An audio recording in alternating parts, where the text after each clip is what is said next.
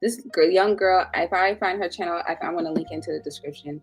But she just started her YouTube channel, which encouraged me to just go ahead and continue kickstarting my YouTube career off. And she was just talking about how pretty much she lived in all these spaces at work where she was working so hard and dealing with employees that she didn't enjoy being around. And that's something that I can totally understand as someone who works all the time, as someone who gets fired from jobs, as someone who gets kindly dismissed, is what I say, or there is something legally they are allowed to do where I no longer am employed but can still get paid until I'm officially out of my contract.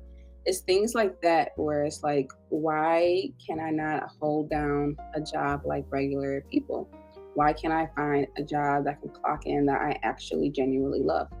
And why is this journalism field really so hard to stay in? Because every job I had in journalism, I kind of got let go in one way or another, legally or officially terminated. And it's frustrating and it's sad because I like it, I enjoy it. But I think one thing that I learned was I can be consistent when it comes to putting content out into the world. I learned in my job as a TV reporter that I can be consistent in shooting, writing, getting a script approved, uploading, and presenting on TV every day for 5 days. But when I started working Monday through Friday and doing something every single day, I was so burnt out. I was so tired on the weekends that I would just lay down all day. Like I would just lay out all day.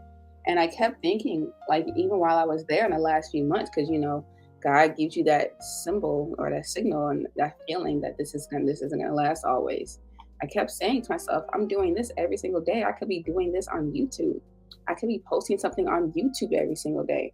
Granted, all these stories were about less than 2 minutes long, but it was the fact that I was doing it. I would get to work at 9:30.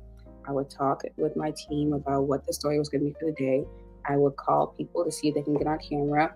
I would lug all this heavy equipment, drive to people, interview them, shoot video of B-roll, try to get two people to talk to me on camera. Fortunately, some days I had it where I could do all that on the spot.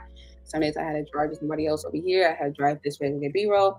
And I had to go somewhere to go get lunch. I used to stop at Wendy's all the time because I was on the way back. I used to get spicy nuggets. And I used to come back to my desk. I had 2 monitors and I would just sit with my blanket, with my heater on my feet, and some chocolate donuts in my Wendy's and my tea.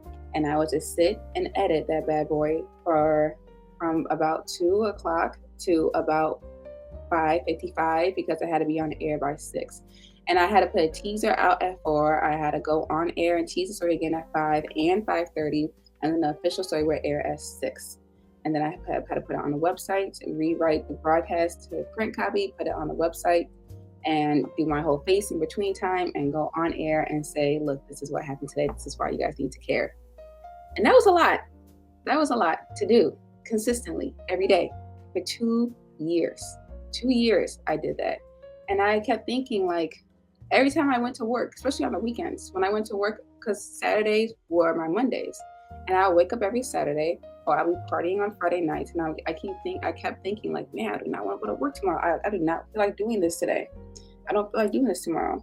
And I used to be at work on YouTube looking up a way out, looking for a way out. So that's why I think subconsciously it was a mutual decision internally, because I was breaking out really bad. I have one scar here, an acne scar that I got in April that still hasn't fully healed, because I was breaking out. Like, I was really stressed out because not only was the environment just unhealthy and toxic and riddled with underlying sexual harassment problems, which would be another story from the day, but it was also just not a place that I think I can grow and strive under management. And I don't think that they were ever going to be in line with my vision for myself and what I had to do.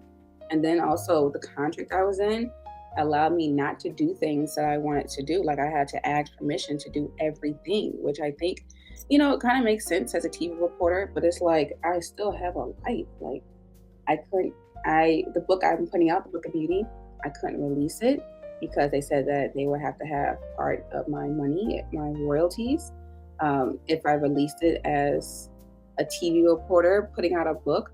I technically was not allowed to say where I worked at when I had like engagements. Like I would have a speaking engagement, and if it wasn't approved in the job, then I had to just be a local TV reporter. I couldn't be a reporter that worked at WXY. Oh no, WXYZ is the actual station. That's not where I worked at. So I couldn't be a reporter that worked at WWW TV. I had to be just a random local media, local TV journalist. Like that was the title. I couldn't use their call letters at all, which I guess makes sense. It's their brand, but it's a small town. Like everyone knows where I work at. It's not a secret. Like it's not a secret. So everything I had to do, I had to go through them as if they were my management, like as if I was signed to them and I'm like their artist, which I guess I technically was. I signed like a 360 deal, but I wasn't allowed to release anything outside of work because they owned my face.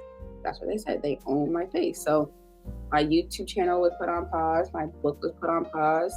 Anything I wanted to do was put on pause because they weren't going to get a percentage of my money. That just wasn't going to happen.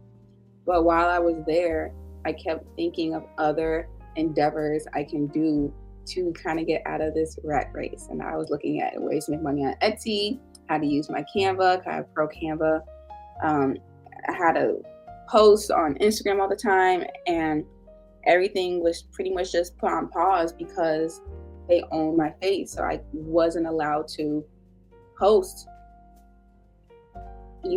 just anything like on Instagram. I got written up once because of my YouTube channel.